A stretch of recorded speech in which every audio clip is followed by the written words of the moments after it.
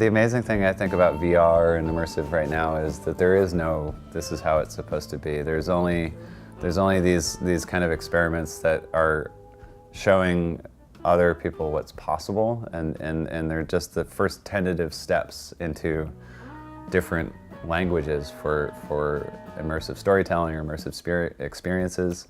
I think one of the more ambitious pieces that's in the Storyforms program this year is called Terminal 3. And it's a project that is built around the Microsoft HoloLens. It's an augmented reality headset that essentially superimposes an image, a virtual kind of virtual information on your physical environment. And Saad Malik is the director. He's actually a student at Bennington College in Vermont. And what he's done is created a kind of a simulation of an airport interrogation room where you as a viewer or a user get to step into the role of interrogator, and sitting across from you is the hologram of a young Muslim American person coming into the country, and you have to ask them questions, you receive prompts, and then you kind of, at the end of it, decide whether or not you're going to allow that person into the country. Another project that we're excited about here is it's called Fireflies, a Brownsville story.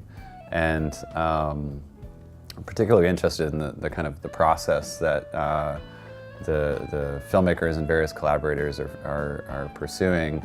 And that's because it's basically attempting to give young residents of Brownsville, which is a housing projects in Brooklyn, New York. They're training kids in that neighborhood to build virtual environments in Unity and shoot volumetric video and kind of play with these very advanced technologies that allow them to create a simulation of their neighborhood and a kind of a documentary game, they call it.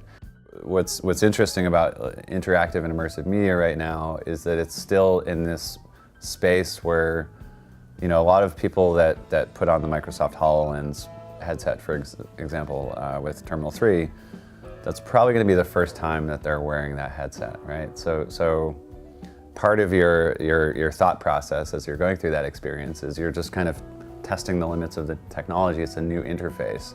You could have said the same thing about VR headsets 3 years ago when people first started trying them on, and still to this day there's a lot of people that haven't tried them on. So the sort of conventions or expectations of how we engage with the medium haven't stabilized yet. A project like MANICvr is an interesting example of how immersive media can potentially bring us into more subjective states or more abstract kind of environments. Hey babe, it's me. I'm not getting out of the hospital today, but I might be getting out tomorrow. I was just sitting down on the floor writing on the walls of my hospital room. Hi Kalina, it's me. I think it started again.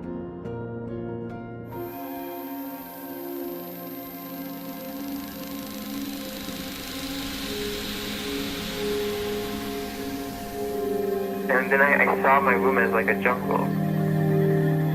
And downstairs there was glass everywhere. That was strange. But that was true, you know?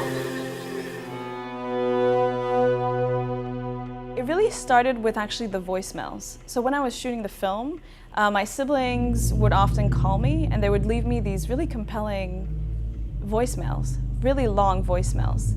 Because sometimes I was traveling and I couldn't answer.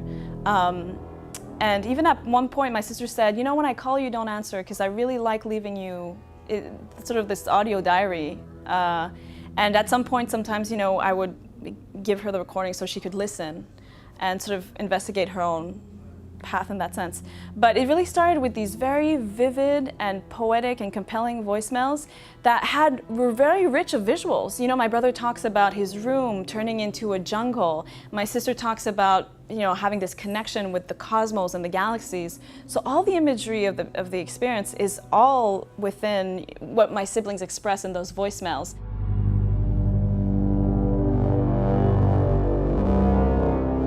Looking at bipolar disorder itself, it sort of has this built-in narrative. The way bipolar type 1, there's different types of bipolar disorder, and everybody experiences and lives it differently. It's important to say that. But we were sort of using it through the very personal lens of my siblings. But they've been diagnosed with bipolar type 1, in which you can experience psychosis. And when you look at bipolar disorder type 1 in its spectrum, it operates in phases and almost chapters. So the whole experience is really based on that built-in narrative.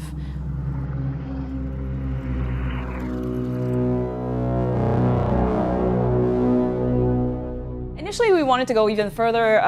We wanted to see, has there been biometric data that's been collected from patients with bipolar disorder? Could we inject that data in the musical patterns, the visual patterns? Could we try to induce biometrics to people doing the experience with EEG recording devices?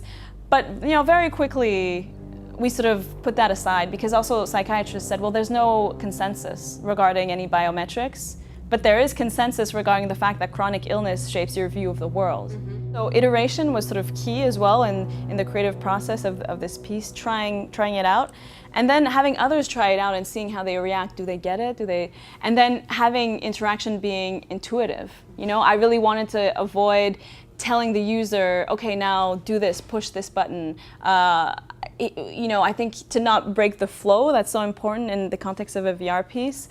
We wanted to develop this interactive design that was sort of followed the narrative arc of bipolar disorder type 1. So you gradually gain control, and then that control is taken away in psychosis when, my siblings are disconnecting from reality and they have no longer control over their surroundings. But, and thank God that I had a great team to sort of help, bring this to life, but it's challenging, and I think, this idea could be pushed forward.